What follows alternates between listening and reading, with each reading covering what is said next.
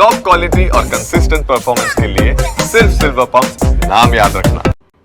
તો સુરતમાં સુમુલ ડેરીના ડિરેક્ટર્સ વચ્ચે વિવાદનો મામલો સુમુલ બોર્ડની બેઠકનો ઓડિયો વાયરલ થયા બાદ તંત્ર એક્શનમાં આવ્યું છે। જિલ્લા રજિસ્ટ્રાર મિલ્ક ઓડિટરને તાબડતોબ ગાંધીનગરનું તેડું આવ્યું છે। સહકાર મંત્રી જગદીશ વિશ્વકર્માએ અધિકારીઓ પાસેથી હકીકત જાણી બેઠકની ગુપ્તતા જાહેર કરનારા સામે ફોજદારી કરવા મંત્રીએ આદેશ આપ્યો છે।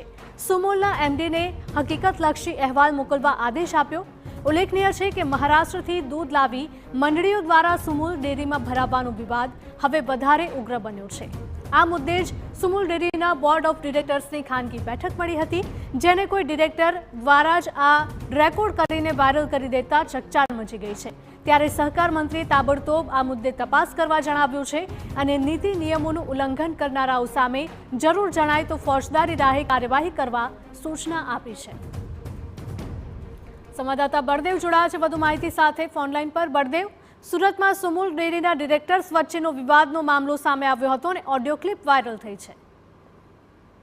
જે રીતે સુમુલ ડેરીની અંદર છેલ્લા ઘણા સમયથી જે વિવાદ ચાલી રહ્યો હતો, જે રીતે કેટલાક જે પશુધારકો છે તે બહારથી જે દૂધ લાવી અને સુમુલની અંદર જે આપતા હતા અને તે મામલો સુમુલ ડેરીના જે ડિરેક્ટરનો ખ્યાલ આવતાની સાથે જ કેટલીક મંડળીઓ છે તેમને જે દંડ આપવાની જે કામગીરી હતી તે કરવામાં આવી હતી ને તેને લઈને જે સુમુલ ડેરીના કેટલાક ડિરેક્ટરો હતો તે નારાજ થયા હતા અને વિરોધ દર્શાવ્યો હતો કે જે મંડળીઓને જે દંડ આપવાની જે કામગીરી છે તે યોગ્ય નથી। અને તેને લઈને આમને સામને જે ડિરેક્ટરો થયા હતા અને જે વિવાદ સર્જાયો હતો અને ત્યારબાદ જે ડિરેક્ટરોની એક મિટિંગનું જે આયોજન કરવામાં આવ્યું હતું, બોર્ડની જે મિટિંગ થઈ હતી તેની અંદર ગુપ્ત મિટિંગ જે કરવાની હોય છે અને તેની અંદર જ્યારે મિટિંગ ચાલી રહી હતી તે દરમિયાન કેટલાક ડિરેક્ટરો દ્વારા જે ઓડિયો ક્લિપ જે રીતે કેપ્ચર કરી હતી અને તેને વાયરલ કરવા માટેનો જે પ્રયાસ કર્યો હતો તેવું હાલ લોક ચર્ચાએ ઉભર્યું છે। અને તેનો મામલો જે ઓડિયો જે વાયરલ થયો હતો તેને લઈને જે સહકારી મંત્રી જે કહી શકાય છે ત્યાં ગાંધીનગર સુધી આ મામલો પહોંચ્યો હતો અને સહકારી મંત્રીએ સુમુલ ડેરીના જે ડિરેક્ટર અને જે અધિકારીઓ છે તેમને તાત્કાલિક ત્યાં બોલાવ્યા હતા અને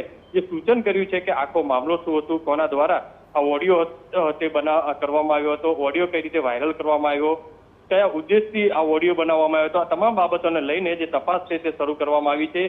અને આવનારા સમયની અંદર જો હકીકત જણાય તો તેમની સામે જે ફોજદારી કરવા માટેનું પણ સૂચન કર્યું છે। ત્યારે જોવાનું રહ્યું કે હવે તપાસનો જે રિપોર્ટ સોંપવામાં આવશે ને ત્યારબાદ સુમુલના જે એમડી જે કહી શકાય છે આગળની કાર્યવાહી કરી શકે છે। જી બિલકુલ બળદેવ, માહિતી બદલ આપનો આભાર।